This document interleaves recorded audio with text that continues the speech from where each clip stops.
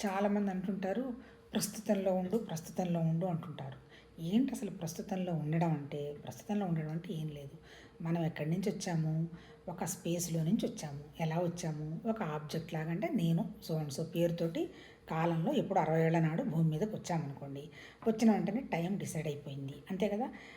తర్వాత ఏమైపోయినా ఒక పేరుతో వచ్చున్నాం. అంటే ఏంటి, టైము, స్పేసు, ఆబ్జెక్ట్ 3. అల్టిమేట్ ఏం చెప్తాడు? ఈ 3 వీటిని కలిపి ఎగ్జిస్టెన్స్ అంటారు. ఎగ్జిస్టెన్స్ అంటే ఇంకా చెప్పాలంటే ఇల్యూజన్ అంటారు.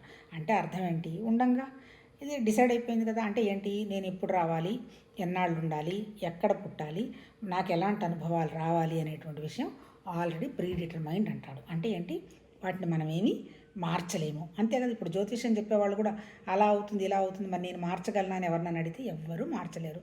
కాకపోతే ఏదన్నా ఉంటే జాగ్రత్తలు తీసుకోవడం జరుగుతుందేమో తప్ప ఇంకొకటి కాదు.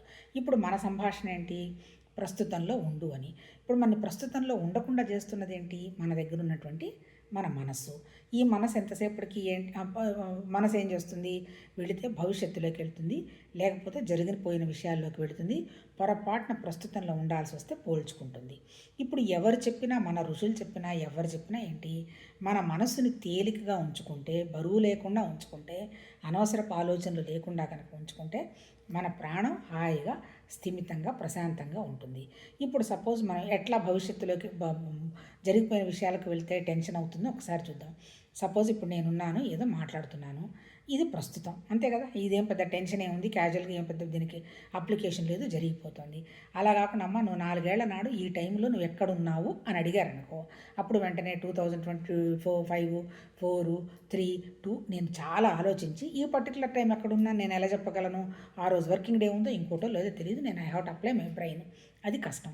అలాగే పోనీ అమ్మ నువ్వు నీ భవిష్యత్తు ప్రణాళికలు ఏది అన్నారనుకో, ఏం భవిష్యత్తు ప్రణాళికలో ఏం జరుగుతుందో తెలియదు, ఎలాంటి ఆలోచనలు వస్తాయో తెలియదు, దాని గురించి కూడా నేను ఆలోచన చేయాల్సి వస్తుంది.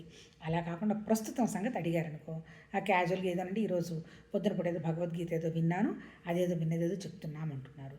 దీనికి మనం చేసిన పని ఏంది, బ్రెయిన్ పిసరంత పెట్టలా, అనవసరపు ఆలోచన కూడా లేదు, ఆ తర్వాత భవిష్యత్తు గురించి బెంగా లేదు, పాస్ట్ గురించి కూర్చొని ఏం జరిగింది అని చెప్పుకోవాల్సిన టెన్షన్ లేదు. క్యాజువల్గా నువ్వేం చేస్తున్నావమ్మా అంటే, ఏదో సెల్ ఫోన్ ముందు కూర్చొని 4 మాటలు మాట్లాడుకుంటున్నామండి అంటాం. దీనికి రమణ మహర్షి గారిని ఒక ఆస్ట్రేలియా నుంచో ఎక్కడి నుంచో ఒక భక్తుడు వచ్చి, అసలు మీరెవరు, మీరేం చేస్తున్నారు అంటాడు. అప్పుడు ఆయన హ్యాపీగా ఉప్మాను ఆస్వాదిస్తూ ఉంటాడు. నువ్వేం చేస్తున్నా అంటే, ఆ మీటింగ్ ఉప్మా అంటాడు. ఆయనకు చాలా కోపం వస్తుంది అవతల ఆయనకి. ఏంటి నేనేదో అడుగుతుంటే ఈయన ఇంత వీక్గా సమాధానం చెప్తాడు అని. అంటే అర్థమైంది, ప్రస్తుతంలో ఆ ఉప్మా తింటూ ఉన్నటువంటి పని ఉన్నప్పుడు ఎలాంటి ఎఫర్ట్ లేకుండా స్పాంటేనియస్గా నోట్లో నుంచి మాట వచ్చింది. అలా ఉండడమే పరమాత్మ తత్వం.